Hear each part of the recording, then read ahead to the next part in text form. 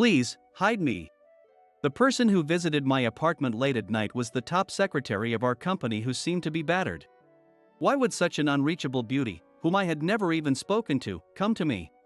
I invited her into my apartment and listened to her story, but I was shocked to learn her true identity. Hey John, look. It's Sarah from the secretary department. During lunch, my colleague Mike whispered as we entered the employee cafe. In a corner by the window, a beautiful woman was having a lunch meeting with President Johnson. As they got up to leave, they passed right by our table. Sarah is really stunning. She's the top secretary in the department. Quite the aspiration. Mike watched Sarah's retreating figure with a dreamy look. In a navy pantsuit and high heels, Sarah walked gracefully, drawing admiring glances from both male and female employees. Even among the highly accomplished secretaries, Sarah stood out. A graduate of Stanford University, fluent in 5 languages. She was not only the president's secretary but also served as an interpreter in diplomatic meetings with foreign dignitaries. On top of that, she had the looks of a model or actress. Despite her high status, she was known in the company as a quiet and modest yet highly capable secretary. Give it a rest. She's out of our league. I told Mike, who sighed and said, she's a distant dream. Our department has no interaction with the secretary department. We'll probably never have anything to do with her. Mike said this with a faraway look. My name is John. I've been working at this company for 4 years since graduating from college. I work in the planning and PR department of a trading company. After 4 years, I've gotten used to the work and have stable relationships. I'm quite comfortable now. Everyone has their own way of spending their free time. Some colleagues go out for drinks after work, some head straight to the gym, and some go home to study for certifications to advance their careers. John, a new teppanyaki place opened near the office. Let's go tomorrow after work. John, come with me for ramen. John, I want to check out this crepe place I saw in a gourmet book. Mike's plans usually involve his hobby of food touring. I have my own plans, so I reluctantly join him about once in 10 times. Since I often turn him down, his food touring results are starting to show around his waist. You haven't been hanging out much lately, John. At least come out the day before a day off. What's up with you? Mike complained. Indeed, for about 6 months after joining the company, I often hung out with Mike after work, but that gradually decreased. There's a reason for that. I had found something. Something I pour all my time outside work and sleep into. I always commute by train. On weekends, after work, I board the train at the station near the office, pass my local station. Get off 3 stations ahead, go through a dim alley, and find an old mixed-use building. Descending into the underground area of that building, there's a rusty door. There's no sign outside. But when you open the door, a different world unfolds. Cheers and applause suddenly fill your ears, and the musty smell unique to underground spaces makes my heartbeat race. Despite the small entrance, the space inside is a wide single floor, with only the center illuminated in the dim room. In the center of the floor is a ring. A fight between sweaty women is already underway. What's held here is mixed martial arts. And it's a well-known underground venue exclusively for female fighters. I've become obsessed with women's MMA. But please don't think I'm weird. I'm not looking at them in a lewd way, I'm moved by their serious dedication. Good, her match hasn't started yet. The match before my favorite fighters was still ongoing. I found a seat as close to the ring as possible, wiping the sweat from my brow. Having run from the station, I was sweating like I'd fought a match myself. The match in the ring concluded, and the winner's ring name was announced. The victorious and defeated fighters, both drenched in sweat, embraced on the ring, and applause and whistles filled the venue. I stood up and clapped as hard as I could. My interest in women's MMA began because of my sister. Now married with a child, she had been a shut-in during her middle and high school years, spending all day watching the internet in her room. I had witnessed my parents' struggles as they attended seminars for parents with similar issues and read countless books on the subject. About 4 years into her reclusive lifestyle, my sister suddenly came to my room one night. John, I have a favor to ask. It had been years since anything like this had happened, and I was surprised. But I also saw determination in her eyes that had been vacant for so long. my sister's eyes that have been hollow for a long time. At that moment, I sensed she was beginning to come out of her reclusive state. I didn't care if she didn't go to school. I always wished she would just come out of her room, have meals with the family, and watch TV and laugh with us. That alone would have been enough. One night, my sister came into my room with her laptop and showed me an article and videos from a site. The videos showed two young women fighting in a ring. They wore glamorous costumes and were engaged in intense battles that seemed like a mix of karate, pro wrestling, and boxing. Take me to see this. This? I was surprised by her unusual request and looked at her face again. I finally found it. Please, John. Okay. If it makes you happy, I'll take you. I went with my sister to the underground floor of a building where the fight club was held. That's the place I now visit regularly. My sister was enthralled by the matches. Seeing her cheer and pump her fists was like seeing a different person. I was stunned, watching her and the ring alternately. The next match features my absolute favorite fighter. She's beautiful, strong, and just so cool. Suddenly, the venue went dark, and a spotlight shone on a door in the corner. The fighter's ring name was announced, and she entered wearing a glittering mask that covered the upper half of her face. The cheers grew louder, echoing off the ceiling. Go Jessica! You can do it! My sister screamed. So, her name is Jessica. Jessica stepped into the ring, exuding confidence as she responded to the cheers. Her long hair curled and her sequin costume hugging her body. Her six-packs were visible. And her legs looked incredibly long under her mini skirt. She stood out far more than the other fighters, radiating an aura of her own. Though her face was partially hidden, it was clear she was stunning. When the match started, she lowered her stance to target her opponent's lower body. Her movements were incredibly fast, and her opponent was visibly bewildered. She grabbed her opponent's lower body, twisted them down to the mat, and quickly applied a joint lock, forcing her opponent to tap out. I think the match lasted barely a minute. The acrobatic moves, the swift kicks from her long legs, and the stark contrast with her appearance completely captivated me. According to my sister, Jessica was unbeatable, and everyone entered the competition just to try to defeat her. Hitting the face was strictly forbidden, and there were other strict rules, making it more of a show than a sport. But every fighter was deadly serious. At first, I was surprised that my sister became obsessed with martial arts. It was probably the same as being obsessed with celebrities or pop star.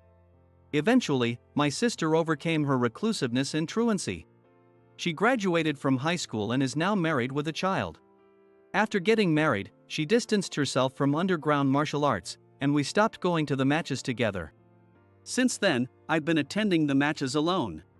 I became more engrossed in women's underground martial arts than my sister ever was.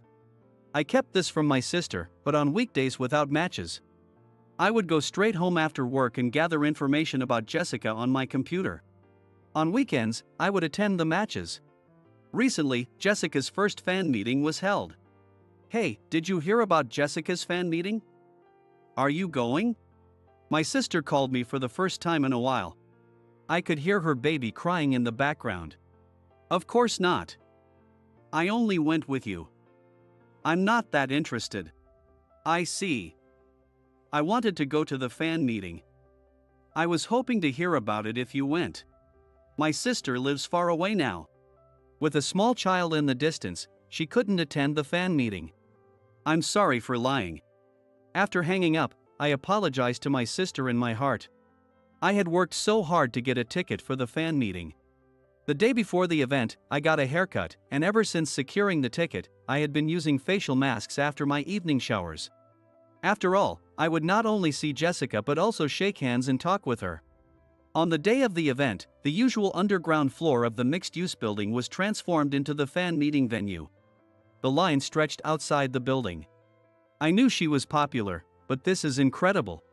The crowd seemed to be an even mix of men and women. I waited anxiously for my turn. I had never been a fan of anyone or dedicated myself to something like this before, so this feeling was entirely new to me. Finally, my turn came. There she was, Jessica, right in front of me. She wore the same makeup and costume she did when stepping into the ring. Of course, her face was partly covered by the sparkling mask. I wiped the sweat from my hands with a handkerchief and reached out to touch Jessica's extended hand. You are one of my most dedicated fans. I see you from the ring all the time. Jessica said this while firmly shaking my hand with both of hers. I was too nervous to speak. I couldn't believe she recognized me. You're my sister's savior. She was a shut-in and a truant, but your presence helped her turn her life around. She's married and happy now. My voice cracked with emotion. So that was your sister. I wondered why you started coming alone. I thought the person next to you was your girlfriend. I'm glad to hear that. Jessica must have enough presence of mind to observe the audience from the ring. She's truly amazing. I looked straight into the eyes behind Jessica's mask. My name is John. No matter what, I'll support you forever. Jessica smiled brightly upon hearing this. John, right? No matter what. For life? It's reassuring to have such a dedicated fan like you. Within the 1-minute time limit, I poured out my feelings.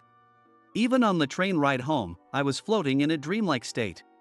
Honestly, I don't even remember how I got home. That night, I lay in bed, grinning at the selfie I took with Jessica, and fell asleep still feeling the softness of her hand. John, I need to talk to you. Mike approached me with an unusually serious look. Can you spare some time this Sunday? I know it's your day off, but I think we can talk more freely during the day. For a moment, I was at a loss for words. I had no work that Sunday, but I had planned to attend Jessica's match. Looking forward to this had kept me going through the week. Lately, especially after the fan meeting, my admiration for Jessica had intensified, though I still supported women's underground MMA as a whole. I wanted to remain a respectful fan and never cause her any trouble. Just having her as a source of inspiration was enough. John, you've been really motivated at work lately. Did you get a girlfriend? My boss and seniors had been saying this a lot recently. Attending Jessica's fan meeting and knowing that she recognized me had been a huge boost. Although the distance between the ring and the audience remained unchanged, and I had no intention of changing it, the thought of not wanting to show a pathetic side to Jessica naturally motivated me. While I was eager to cheer for Jessica, I felt I couldn't ignore Mike's request for a serious talk. Reluctantly, I decided to skip the match that day and spend it with Mike. Even though it was for a serious conversation, the venue was an okonomiyaki restaurant. Mike wanted to talk about requesting a transfer from his current department. Apparently, he wasn't getting along with his direct supervisor and was feeling mentally strained. I encouraged him to hang in there until the next annual transfer, as I might be relocated too. Mike quickly cheered up and started devouring the okonomiyaki. As I cooked more okonomiyaki for him, my mind drifted to the underground fight club. After spending the entire day with Mike, I trudged to work on Monday morning. Not only were my steps heavy, but so was my stomach from all the okonomiyaki. I wonder how Jessica's match went yesterday, although I doubt she lost. Even at work, my mind was full of thoughts of her. Mike, at his desk in the neighboring aisle, was smiling and working diligently. It's great that he's feeling better, but I want my time with Jessica back. The disappointment of missing Jessica's match lingered as I sat at my desk with my head in my hands. After a while, I looked up and saw some senior colleagues having a serious conversation. Did you hear? Sarah from the secretary department didn't show up for work this morning without notice. The secretary department is in an uproar. Sarah didn't show up without notice? There must be a serious reason for her to miss work without informing anyone. Her phone was unreachable all day, and she never showed up to work. After work, I brushed off Mike's invitation to grab a meal and rushed home to open my laptop. Jessica didn't use any social media, and being part of the underground scene, match results weren't publicly available. I searched desperately for any hidden information about Jessica. As I stared at my laptop, the doorbell rang. At this hour? I looked up from my computer and saw it was almost midnight. I wasn't expecting any deliveries. Yes, who is it? I answered the intercom. I'm sorry to bother you so late. This is Sarah. After a moment of silence, I heard a faint female voice. Sarah? Yes, I'm Sarah from the secretary department. Please, hide me. What? I quickly opened the door, and there she was, Sarah, unmistakably. But she was far from the polished figure I saw at work. Her clothes were torn, her long hair was disheveled, and her face bore several scratches. What happened? Why did you come to me? You said you'd support me no matter what, for life, remember? What? My mind was in a whirlwind, but I managed to calm myself and invited Sarah into my apartment. She collapsed onto the rug, and in front of her was my open laptop. When she saw the article about Jessica that I had been reading, she smiled despite her battered face. Last night, after the match, I was waiting for a taxi. When it arrived, I got in, but it took me to an unknown place. And I was beaten up in a dark room. I think it was fighters who can't beat me and their followers. They threw me out into the streets afterward. Sarah bit her lower lip as she spoke. Sarah, are you really the same person as the fighter Jessica? She nodded quietly. I couldn't believe that the super secretary everyone admired was also the top underground female fighter. How did you know where my apartment was? Your name and address were on the fan club list. When I saw you from the ring, I immediately recognized you as a colleague. I didn't know your name, but I recognized your face. I confirmed it by checking your name tag when we passed by each other. At first, I was worried about what to do. If the company found out, it would be a big problem. I earn a little fight money, too. The company was in an uproar today because you were absent without notice. My phone was broken, and more than anything, I didn't want the company to find out what I was doing. Fighting is my passion. I fetched the first aid kit from the closet and started treating Sarah's wounds. The disinfectant stung her face, making her grimace. Her expression looked like that of a mischievous kid, and as I applied the bandages, I couldn't help but chuckle. I have a favor to ask. Tomorrow morning, could you call the company and pretend to be my brother? Tell them I had an accident and couldn't contact anyone. Also, can I stay here tonight? Sure, but are you making me your accomplice? Didn't you promise to support me no matter what, for life? She looked into my eyes. I guess I did. She told me about how she was inspired by Gina Carano, a famous American female fighter, and started Muay Thai at 15 while living in the US. After work, she trains hard. She channels the stress from her job as the president's secretary into martial arts. I listened to her story all night. The next day, I called the company pretending to be her brother. Sarah returned to work 2 days later. That day, she walked through the department, apologizing to everyone. Now, everything is back to normal. Hey, John, I heard Sarah fell off her bike and got injured. It's surprising she rides a bike. Makes her seem more relatable. Mike whispered as he spotted Sarah walking down the hall. Really? As Sarah passed by, she gave me a discreet wink. That night, Sarah asked me to be her bodyguard and manager. I agreed, and now I train with her on weeknights and act as her cornerman during matches, wearing a mask. Thinking I truly know the real Sarah might be presumptuous, but it fuels my work motivation. Thanks to her, my previously dull life has become exciting. Tonight will be busy too. Determined to finish my work efficiently, I focused on the afternoon tasks with renewed energy.